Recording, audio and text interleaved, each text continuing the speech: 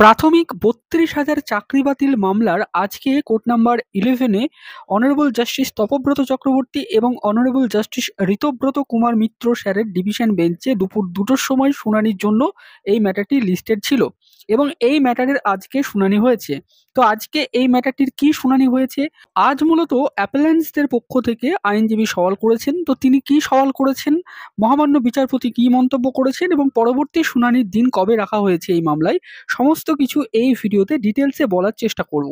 অনুরোধ করব আপনারা এই ভিডিওটি পুরোটা দেখবেন, কোনো অংশে স্কিপ না করে। আজ মূলত অ্যাপেলেন্টসদের হয়ে আইনজীবী MAT 1874 Gopinath Haldar and others versus Priyanka Naskar and others এই মামলায় তিনি সওয়াল করছিলেন। তো তিনি তার সাবমিশনের সামারি উইথ ডকুমেন্টস প্রথমে মহামান্য বিচারপতিদের কাছে সাবমিট করলেন এবং তারপরে মহামান্য বিচারপতিদের কাছে তিনি যেটা সওয়াল করলেন, প্রথমেই তিনি 26 সেপ্টেম্বর 2016 যে রিক্রুটমেন্ট নোটিফিকেশন ছিল প্রাথমিক নিয়োগের, সেটি তিনি দেখালেন।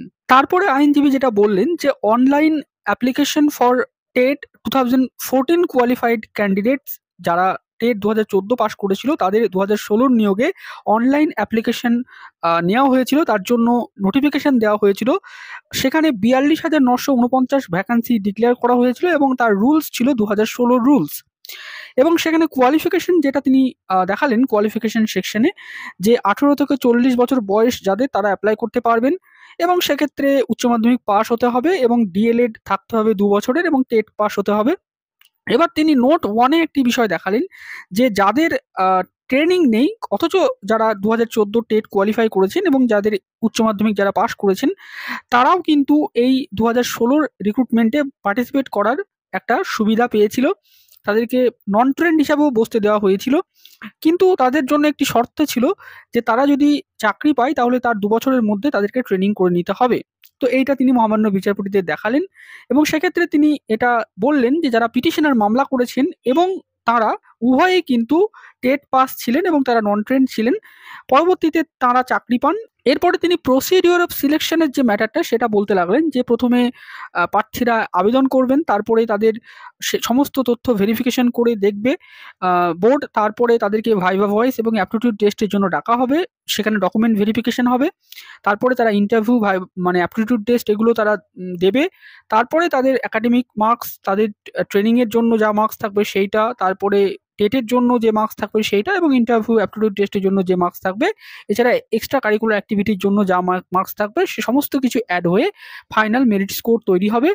তারপরে যারা পাশ করবেন ফাইনালি তাদের নাম বলা হবে এবং তারপরে অ্যাপয়েন্টমেন্ট দেওয়া হবে। এই বিষয়টা যে নিয়োগের প্রক্রিয়াগুলো সেগুলো তিনি দেখাতে লাগলেন এবং তিনি এইটা বললেন যে এই সমস্ত প্রক্রিয়া এই যে 2016 নিয়োগের সেগুলো মানা হয়েছে, বোর্ড সেগুলো মেনেছে এবং তারা প্রত্যেকেই এই যে রুলস 2016 এবং তার যে প্রসিডিওর এবং তার যে কোয়ালিফিকেশন সব কিছু মেনে তারা চাকরি পেয়েছেন।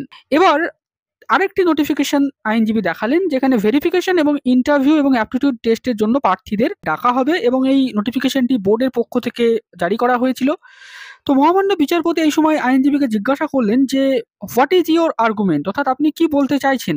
আইনজীবী যেটা জানালেন যে এই যে সমস্ত প্রক্রিয়া সেই প্রক্রিয়াগুলো কিন্তু মেনেই কিন্তু তারা নিয়োগ পেয়েছেন, এটাই তিনি বলতে চাইলেন। এরপরে তিনি একটি গুরুত্বপূর্ণ বিষয় নিয়ে সওয়াল করতে লাগলেন, সেটি হচ্ছে করাপশন।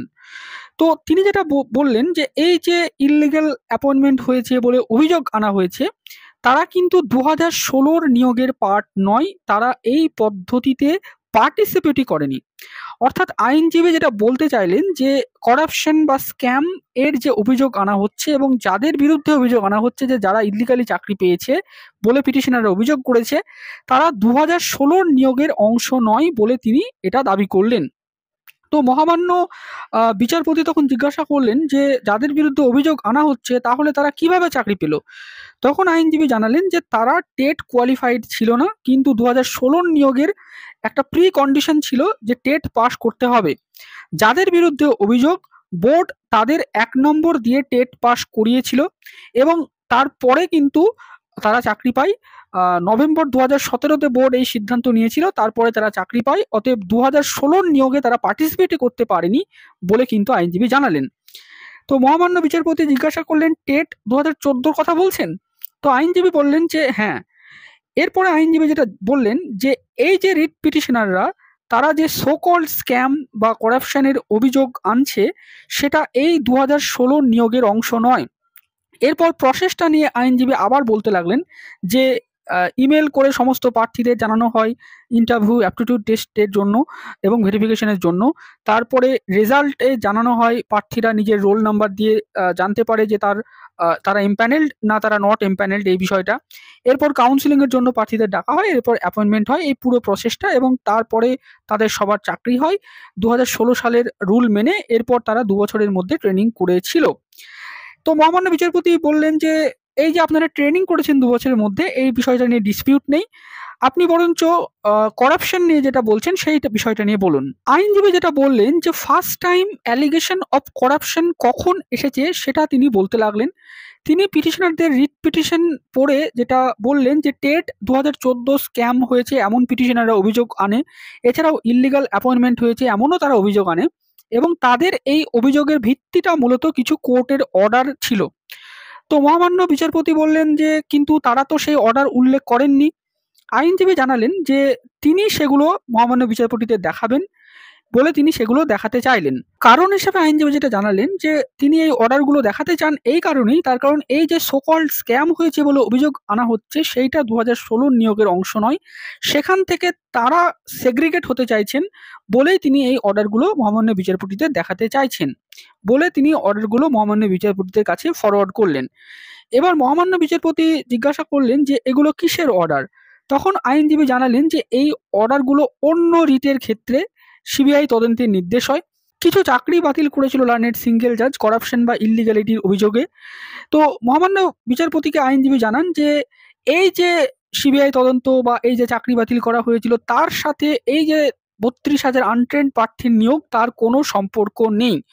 এই বলে তিনি 8 জুন 2022 সালের কিছু অর্ডার দেখাতে লাগলেন। মূলত তিনি সৌমেন নন্দী এবং রমেশ মালিকের যে মামলার যে অর্ডারগুলো সেগুলো তিনি দেখাতে চাইছিলেন। তো মহামান্য বিচারপতি বললেন যে এই সমস্ত অর্ডার দেখাচ্ছেন কেন? যারা মামলাকারী তারা কি এগুলো নিয়ে কিছু বলেছে? তারা আগে বলুক, তারপর আপনারা উত্তর দেবেন। এখন আগে থেকেই আপনারা এই বিষয়টি নিয়ে বলছেন কেন? তো আইনজীবী জানালেন যে কোর্টের ডাউট ক্লিয়ার করার জন্য তিনি এগুলো বলছেন। তার কারণ করাপশন নিয়ে এই বিষয়টি পরিষ্কার করে বলার প্রয়োজন রয়েছে। কোর্ট করাপশন নিয়ে বারবার জানতে চেয়েছে যে 2016 নিয়োগে কোনো করাপশন হয়েছে কিনা। সেই বিষয়টা নিয়ে আইনজীবী জানান যে তিনি সেটা ক্লিয়ার করতে চান যে 2016-তে কোনো স্ক্যাম হয়নি। যা কিছু অভিযোগ হয়েছে, যা কিছু করাপশন হয়েছে বলে অভিযোগ করা হয়েছে, তার সাথে 2016 নিয়োগের কোনো সম্পর্ক নেই বলে তিনি কিন্তু এই অর্ডারগুলো দেখাতে চাইছেন। তো মহামান্য বিচারপতি বললেন ঠিক আছে, অর্ডারগুলো দেখান। তো আইনজীবী অর্ডারগুলো পড়তে লাগলেন, যেখানে তিনি বিভিন্ন বিষয়গুলো অর্ডারে দেখাতে চাইলেন। তো মহামান্য বিচারপতি জানতে চাইলেন যে এই যে অর্ডারগুলো আপনি দেখাচ্ছেন সেই মামলার প্রেয়ার কি ছিল। তো আইনজীবী জানালেন যে 269 জন প্রার্থীর চাকরি চ্যালেঞ্জ করে মামলা করা হয়। তাদের বিরুদ্ধে অভিযোগ আনা হয় এইটাই যে তারা টেট পাস নয়, তারা নিয়োগ পায়। মূলত 269 জন প্রার্থী, এই 269 জন প্রার্থী যারা নিয়োগ পেয়েছিল, যারা টেট পাস করেনি বলে অভিযোগ, তারা 2016 নিয়োগে পার্টিসিপেট করতে পারেনি। 42,949 যে প্যানেল, সেই প্যানেলে তারা অংশ নয় বলে কিন্তু আইনজীবী জানান, এবং তিনি বলেন যে 2016 নিয়োগের সাথে এদের কোনো সম্পর্ক নেই।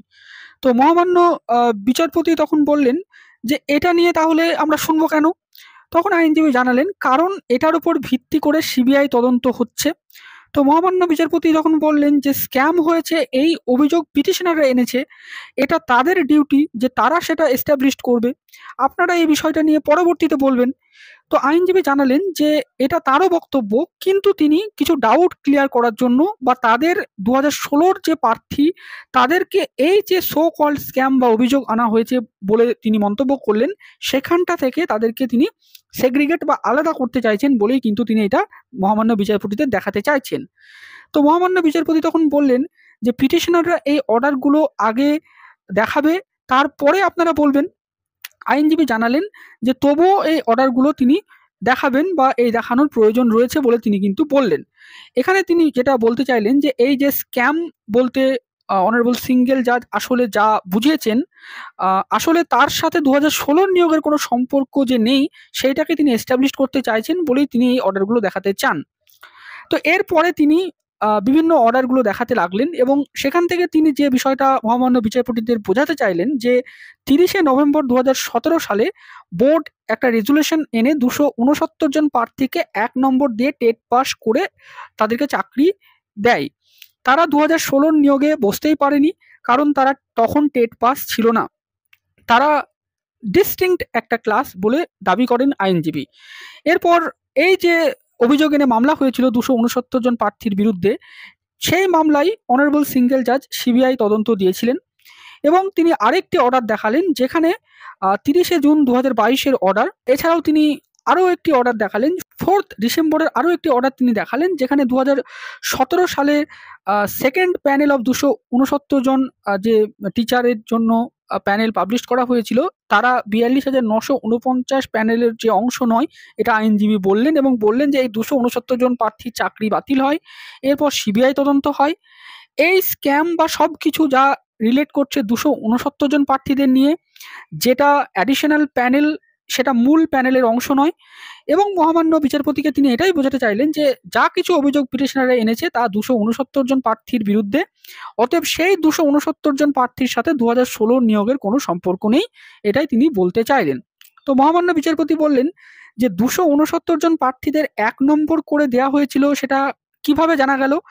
তো আইনজীবী তখন জানালেন যে এটা বোর্ডের যে সিদ্ধান্ত হয়েছিল সেখান থেকেই জানা গেছে যে বোর্ড তাদেরকে 1 নম্বর করে দিয়েছিল এবং তার ফলে তারা টেট পাস করে। তো মহামান্য বিচারপতি জানতে চান যে এই 269 জন প্রার্থীর এখন স্ট্যাটাস কি? তো আইনজীবী জানান যে তারা সুপ্রিম কোর্টে যায়, সুপ্রিম কোর্ট তাদের আবার সিঙ্গেল বেঞ্চে পাঠায়, সিঙ্গেল বেঞ্চ তাদের চাকরি বাতিল করে দেয়, তারপরে আবার তারা সুপ্রিম কোর্টে যায় এবং বর্তমানে সুপ্রিম কোর্ট তাদেরকে স্টে দিয়েছে এবং তারা কন্টিনিউ কাজ করছে, এমনটাই আইনজীবী জানান। তো মহামান্য বিচারপতি বলেন যে ফলে তারা এখনো কাজ করছে এবং সুপ্রিম কোর্ট এই ম্যাটারটা এখনো তাহলে দেখছে। তো আইনজীবী জানান যে তারা এখনো কাজ করছে এমনটাই। এবং তারপরে আইনজীবী 23rd ডিসেম্বরের আরেকটি অর্ডার তিনি দেখালেন মহামান্য বিচারপতিকে এবং তিনি এটা বলতে চাইলেন যে 269 জন প্রার্থী যারা আউটসাইডার, তারা 2016 প্রসেসে অংশগ্রহণ করেননি। এই যে 32,000 আনট্রেন্ড প্রার্থী, তাদের সাথে তাদের কোনো সম্পর্কই নেই। তো মহামান্য বিচারপতি প্রশ্ন করলেন যে 269 জনকে কিভাবে আপনারা আউটসাইডার বলছেন? তারা তো 2016 নিয়োগে অ্যাপ্লাই করেছিল বলেই চাকরি পেয়েছিল।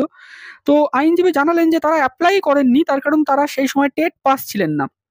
তো মহামান্য বিচারপতি তখন বললেন যে এই 269 জন প্রার্থীর যে মামলা, তার ফ্যাক্টটা কি ছিল আমাদের বলুন তো? তখন আইনজীবী জানালেন যে বোর্ড 269 জন প্রার্থীদের 1 নম্বর দিয়েছিল। তারা প্রত্যেকেই ট্রেন্ড ছিল। এই 1 নম্বর পাওয়ার পরেই তারা টেট পাস করেছে এবং সাবসিকুয়েন্টলি তাদের প্যানেল বার করে তাদেরকে নিয়োগ দেওয়া হয় এবং তার পরবর্তীতে তাদের বিরুদ্ধে মামলা হয় এবং তার ফলে তাদের চাকরি বাতিল হয়। তো মহামান্য বিচারপতি বলেন তখন যে তারা তাহলে ইন্টারভিউ কবে দিয়েছিল? তখন আইনজীবী জানান যে তারা কবে ইন্টারভিউ দিয়েছিল সেটা জানা যায়নি। তো মহামান্য বিচারপতি বলেন যে তার মানে আপনারা যেটা বলতে চাইছেন যে 269 জন প্রার্থী যাদের বিরুদ্ধে অভিযোগ, যাদের 1 নম্বর দিয়ে পাশ করানো হয়েছিল, তারা 2016 নিয়োগে অ্যাপ্লাই করেনি? তখন আইনজীবী জানান যে তারা 2016 নিয়োগে অ্যাপ্লাই করেনি। এরপরে আইনজীবী যেটা জানান যে সিঙ্গেল বেঞ্চের অন্য অর্ডার যেগুলো, সেগুলো তিনি দেখালেন, যেখানে এটা বলা হয়েছে যে 269 জন প্রার্থী তারা টেট পাস করেননি, তাদের 1 নম্বর করে বোর্ড দিয়েছিল, তারা তারপর চাকরি পায়। আইনজীবী এর দ্বারা এটা বোঝাতে চাইলেন যে 42,949 জন প্রার্থীর যে নিয়োগ হয়েছিল 2016 সালের নিয়োগ প্রক্রিয়ার মধ্য দিয়ে, এবং তাদের যে নিয়োগ প্রক্রিয়াটা 2017 সালের ফেব্রুয়ারি এপ্রিলের মধ্যেই হয়ে গেছিল, তার সাথে এই 269 জন প্রার্থীর কোনো সম্পর্ক নেই, তারা অনেক পরে নিয়োগ পেয়েছিল। এবং তখন মহামান্য বিচারপতি জিজ্ঞাসা করেন যে 269 জন প্রার্থী 2016 নিয়োগে তাহলে অ্যাপ্লাই করেনি, পরবর্তীতে আপনাদের চাকরি হওয়ার পর বোর্ড রেজুলেশন আনে 30শে নভেম্বর 2017 সালে তাদের 1 নম্বর করে দেয় এবং তারপরে তারা টেট পাস করে এবং তাদের প্যানেলে নাম আসে। তো তখন আইনজীবী জানান যে মাই লর্ড, তাদের টেট পাস করার প্যানেলে নাম নয়, তাদের একদম চাকরির প্যানেলেই নাম চলে আসে। তো মহামান্য বিচারপতি বলেন যে 30শে নভেম্বর 2017 রেজুলেশন আমাদের দেখান এবং এক্ষেত্রে আইনজীবী সেই রেজুলেশনটা বললেন যে বোর্ডের ক্ষেত্রে বোর্ড সেটা দেখাতে পারবে বলে আইনজীবী জানালেন। এরপরে আইনজীবী বললেন যে এই যে 269 জন প্রার্থী তারা তাদের বিরুদ্ধে অভিযোগ যে তারা টেট কোয়ালিফাইড ছিল না, তারা পরবর্তীতে 1 নম্বর পেয়ে টেট পাস করে এবং তারা ট্রেন্ড এবং তারা তার পরবর্তীতে নিয়োগ পায় এবং তারা 2016 নিয়োগে পার্টিসিপেট করেনি। তো আইনজীবী এই সময় প্রশ্ন করেন যে তাহলে তারা কি করে 2016 নিয়োগের পার্ট হয়? 42,949 এই যে প্রার্থী তারা সিলেক্টেড হয়ে গেছে ফেব্রুয়ারি থেকে এপ্রিল 2017-র মধ্যে। তো তাদের তো নিয়োগ প্রক্রিয়া তাহলে ওভার হয়ে যাচ্ছে। মহামান্য বিচারপতি বলেন যে তাহলে আপনি যেটা বলতে চাইছেন যে 269 জন প্রার্থী 2016 নিয়োগে পার্টিসিপেটই করেনি, তাদের সেগ্রিগেট করা হোক। আইনজীবী বললেন যে এখানে লার্নেড সিঙ্গেল জাজ একটা ভুল করেছে যে এই 269 জন প্রার্থীর বিরুদ্ধে যে অভিযোগ সেইটাকে তিনি অল 42,949 নিয়োগের সাথে জুড়ে দিয়েছেন। তো মহামান্য বিচারপতি আবারও বললেন যে তাহলে আপনাদের মতে আপনারা স্ক্যাম বলতে বোঝাতে চাইছেন এই 269 জন নিয়োগে। তো এরপরে আইনজীবী সুপ্রিম কোর্টের অর্ডার দেখালেন, যেখানে সুপ্রিম কোর্ট 10 এপ্রিল 2023 সালে এই 269 জনের যে চাকরি বাতিল করেছিল সিঙ্গেল বেঞ্চ তার উপরে স্টে দিয়েছিল। তো এরপরে 269 জন তারা 2016 নিয়োগের পার্ট নয়, তারা চাকরি করছে। অন্যদিকে 2016 নিয়োগের 33,000 চাকরি প্রার্থীর চাকরি বাতিল হয়ে যায় আনট্রেন্ড প্রার্থীর, এমনটাই দাবি করেন আইনজীবী। তো এই বিষয়টা তিনি বলতে চান। এরপরে তিনি সুপ্রিম কোর্টের আরও একটি স্টে অর্ডার দেখালেন, যেখানে 94 জন প্রার্থীর চাকরি বাতিল করা হয়েছিল বোর্ডের অনুমতিতে। সেই চাকরি বাতিলের ওপরে সুপ্রিম কোর্টের স্টে অর্ডার। তো বোর্ডের অনুমতি ছিল বলতে গেলে বোর্ড এক্ষেত্রে দেখাতে পারেনি যে এই 94 জন প্রার্থী কিভাবে চাকরি পেল। তো মহামান্য বিচারপতি তখন প্রশ্ন করেন যে তার মানে তারা কি ইন্টারভিউতে ডাকই পাননি, তারা ডিরেক্টলি অ্যাপয়েন্টমেন্ট পেয়েছিল? তো এরপরে মহামান্য বিচারপতি যেটা জানতে চাইলেন বা যেটা বলতে চাইলেন যে তার মানে আপনারা যেটা বলতে চাইছেন, মানে আইনজীবীকে জিজ্ঞাসা করলেন যে আপনারা যেটা বলতে চাইছেন যে এই সমস্ত যা অভিযোগ এসছে সেটার সাথে আপনারা সেগ্রিগেট করতে চাইছেন নিজেদেরকে। তো এরপরে আইনজীবী আবারও বিভিন্ন অর্ডার দেখালেন, যেখানে চাকরি বাতিল করা হয়েছিল এই বিষয়গুলো। তো মহামান্য বিচারপতিও এই রমেশ মালিক এবং সৌমেন নন্দীর যে ম্যাটারগুলো, তার যে বিভিন্ন অর্ডার, মূলত 269 জন প্রার্থীর চাকরি বাতিল, তারপরে আবার সুপ্রিম কোর্টে স্টে, তারপরে আবার 94 জন প্রার্থীর চাকরি বাতিল সুপ্রিম কোর্টে স্টে। তো এই যে বিভিন্ন অর্ডারগুলো সেগুলো তিনি দেখতে লাগলেন বা দেখতে চাইছিলেন। তো আইনজীবী সেগুলো মহামান্য বিচারপতিকে দেখালেন। তো এরপরে মহামান্য বিচারপতিকে আরও কিছু বিষয় নিয়ে আইনজীবী বললেন, বিশেষ করে পিটিশনাররা ফ্যাক্টস সাপ্রেশন করেছে সেটা নিয়ে তিনি বলতে লাগলেন বিভিন্ন অর্ডার দেখিয়ে, যে পিটিশনাররা যে গ্রাউন্ডগুলো তুলেছে সেই গ্রাউন্ডে তারা বিভিন্ন যা তথ্য দিয়েছে সেই তথ্য মধ্যে বিভিন্ন অমিল রয়েছে, এমনটাই তিনি বোঝাতে চাইলেন। এবং তিনি যেটা বললেন যে পিটিশনারের যে গ্রাউন্ড এনেছে সেই গ্রাউন্ডগুলো 33,000 প্রার্থীর বা 32,000 প্রার্থীর যে চাকরি বাতিল করা হয়েছে তার সাথে কোনোভাবেই রিলেট করছে না। এবং পিটিশনারদের যে তারা যে পিটিশনের যে বিভিন্ন গ্রাউন্ড এনেছে সেটা হাফ ট্রুথ, সেটা বেসলেস, সাপ্রেশন অফ ফ্যাক্টস এমন বলেই দাবি করলেন আইনজীবী। এরপর আইনজীবী অর্ডার দেখালেন এবং এটা বললেন অ্যাপটিটিউড টেস্ট নিয়ে তিনি যেটা বলতে চাইলেন যে 11 জানুয়ারি 2023 সালে বোর্ড পিটিশনারদের মার্কস পাবলিশ করে এবং তারা যখন জানতে পারে যে তারা লাস্ট এমপ্যানেল প্রার্থীদের চেয়ে কম নম্বর পেয়েছেন, তখন পিটিশনাররা 17 জানুয়ারি কিন্তু অ্যাপটিটিউড টেস্ট নিয়ে প্রথম অভিযোগ আনেন। এর আগে তারা অ্যাপটিটিউড টেস্ট হয়নি এমন অভিযোগ জানায়নি। এরপরে আইনজীবী লো একাডেমিক মার্কস এবং হাই অ্যাপটিটিউড টেস্ট এবং ইন্টারভিউ মার্কসের বিষয়ে বলেন যে এখানে 18 থেকে 40 বছর বয়সী প্রার্থীরা অংশগ্রহণ করেছিল এই নিয়োগে। অতএব 1992 সালে যারা উচ্চ মাধ্যমিক দিয়েছিল তারা থেকে 2014 সালে যারা উচ্চ মাধ্যমিক পাস করেছিল প্রত্যেকেই কিন্তু এই নিয়োগে অংশগ্রহণ করেছিল। তার ফলে 1992 সালের একাডেমিকের যার মার্কস 2014 সালের একাডেমিকের মার্কসের সাথে নাই মিলতে পারে, তার মানে সে যে খারাপ ছাত্র, তার একাডেমিক লো মানে সে যে কম নম্বর পাবে ইন্টারভিউ বা অ্যাপটিটিউড টেস্টে, এমন ভাবা উচিত নয়, যেটা সিঙ্গেল বেঞ্চের বিচারপতি মনে করেছেন বলে কিন্তু দাবি করলেন আইনজীবী। এরপরে কিছু জাজমেন্ট আইনজীবী সাইট করলেন। এরপরে তার বলা শেষ হলো এবং এই মামলায় মূলত আজকে এতটুকুই হয়েছে। এরপরে পরবর্তী শুনানির দিন রাখা হয়েছে 11 অগাস্ট। তো সামনের সোমবারে এই মামলার আবার পরবর্তী শুনানি রয়েছে। তো আজকের এই ভিডিওতে আমি ডিটেলসে আপনাদের সাথে পুরো শুনানি কি হয়েছে সেটা বলার চেষ্টা করলাম। ভিডিওটি শেষ অবধি দেখার জন্য আপনাদের সকলকে জানাই অসংখ্য ধন্যবাদ।